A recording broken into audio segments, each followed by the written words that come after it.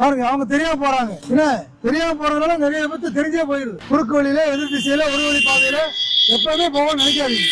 எந்த விதமான காப்பீடும் கிடைக்காது. உங்களுக்கு ஒரு இழப்பீடு நடந்துருச்சுன்னா காப்பீடு எப்பவுமே கிடைக்காது. அம்மா உங்களே கையெடுத்து கும்பிடுறோம், இந்த மாதிரி வாகனம் உழைச்சி சம்பாதிக்கணும் அப்படின்ட்டு. ஒரு வழி பாதையில எதிர் திசையில வர்றீங்களே, உங்க வண்டி வேற அகலமா இருக்கு. யாராவது இந்த மாதிரி பஸ் ஏறி வந்தா என்ன ஆகும்? என்னமா அம்மா கிராஸ் பண்ணணுங்கம்மா, எல்லாம் கரெக்ட். கிராஸ் பண்றப்போ ஒரு வண்டி தட்டிட்டு போயிடுச்சுன்னு வச்சுக்கோங்க, என்ன செய்வீங்க? ஒரே நிமிஷம் சொல்லுங்க பார்ப்போம்.